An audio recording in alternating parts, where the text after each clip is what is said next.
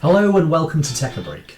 So today I'm going to be running through how I use Elementary OS as my daily driver and what sort of apps and software that I use for this purpose, and basically to give you some idea of how maybe you can use this or any Linux distro as your daily driver, especially in this new age of working from home when you can really get some great old hardware working really well with Linux, which we will go into in some future videos. So I hope you enjoy this and a bit of a look into the apps that I use on a daily basis.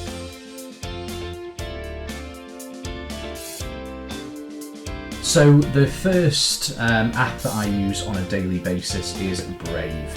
So I use this for all my web browser. As you can see, I've just been doing a little conversion there on some VPN traffic that I did earlier. But this is what I use for as my daily driver, is the Brave web browser.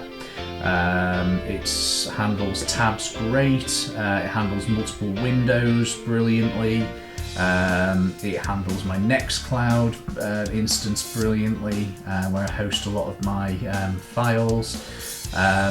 And I use Ecosia as my search engine. So Ecosia, if you don't know about it, is a search engine that for every, I think it's 15 searches you do, on average you need to, it's 45 searches, a lot more than I thought, and they will plant a tree, and they use basically ad revenue to then go into projects for good.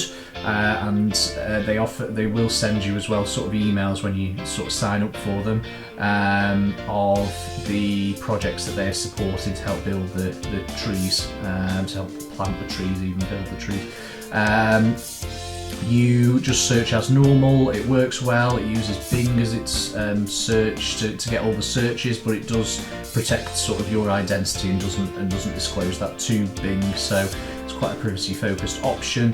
Obviously with Brave you've got the Brave shields as well, so for every site they will block trackers and ads. They'll make sure that your connection is HTTPS if the site supports it. You can also ask them to block scripts and things like that, but they may sort of break sites. It does sort of warn you about that.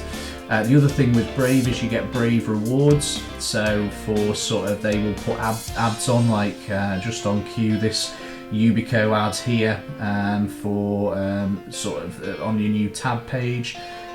And if you sort of click on these or have the pop-up ads which come up in your notifications, they are unobtrusive but also will earn you BAT, which is the basic attention token, and it'll show you sort of how much you sort of earned of this.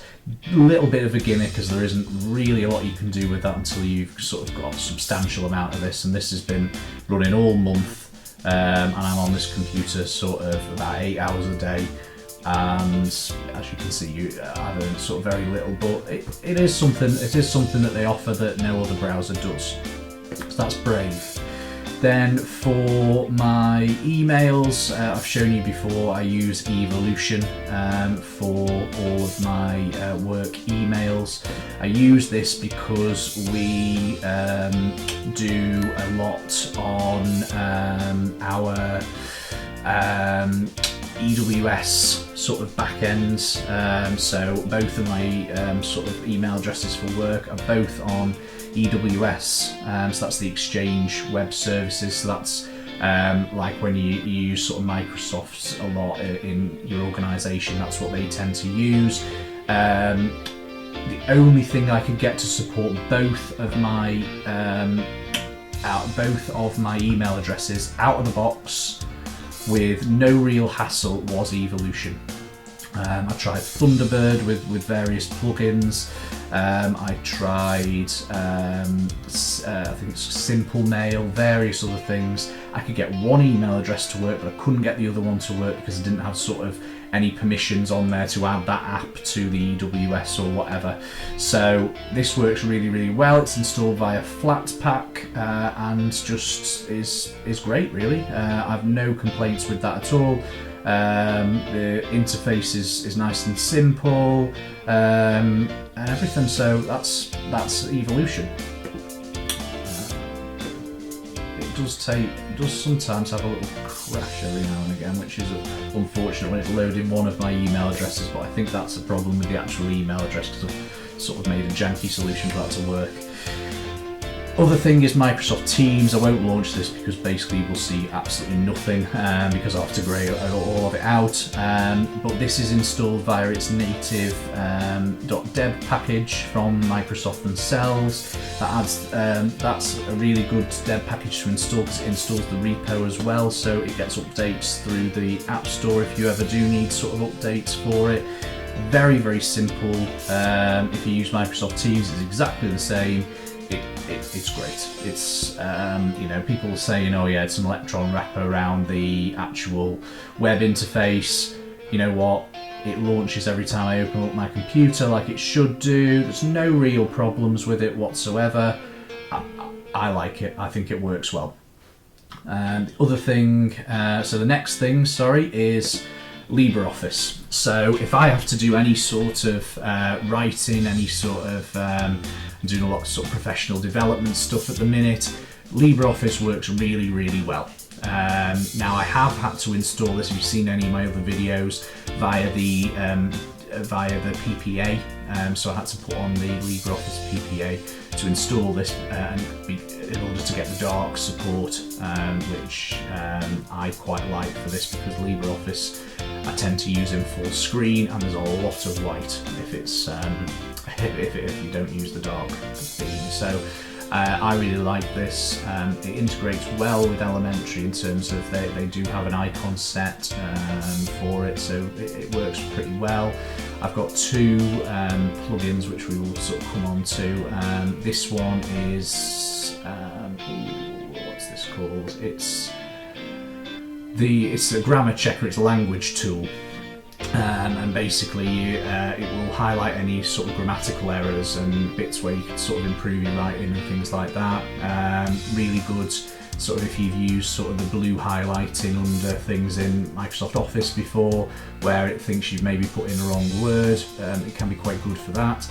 This other one is Mendeley, or Mendeley, which is the citation thing for inserting bibliographies and managing my sort of literature and citations and things. So that's what I'm using for that, to do any sort of my longer form writing in LibreOffice.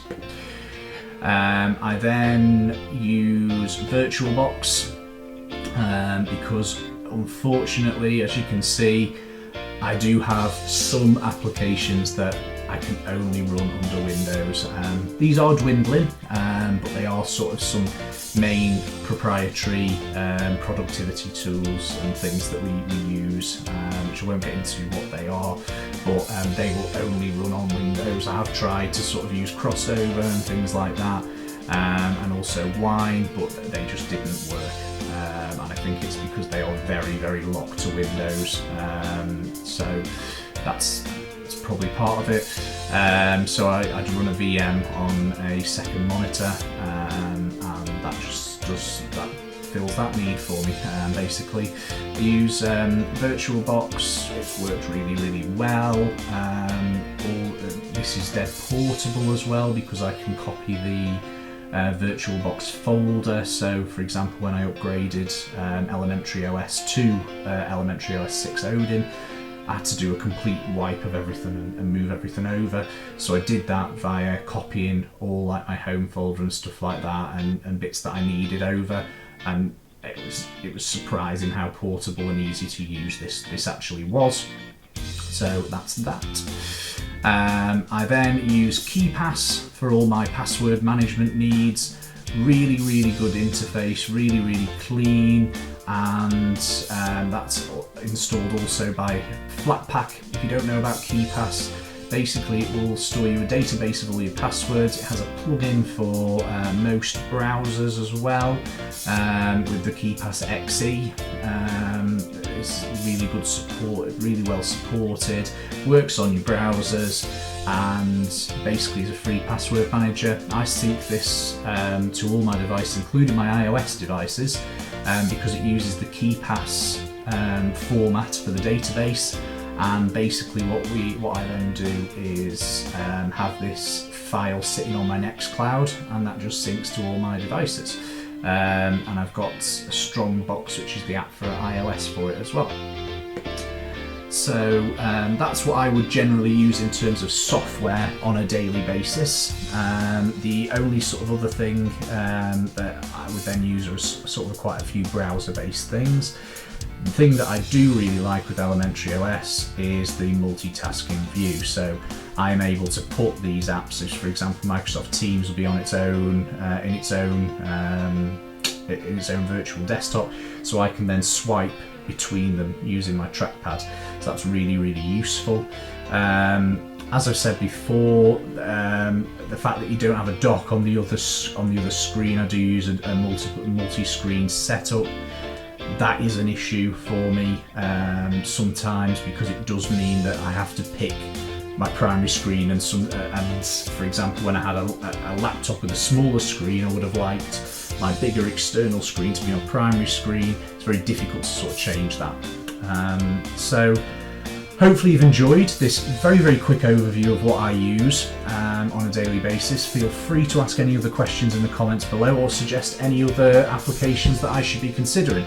At the minute, things that I'm sort of looking for a replacement for are Evolution, if possible, for something a bit more native. I'm hoping Elementary OS bakes in support for Exchange services, and then I'll use their email client.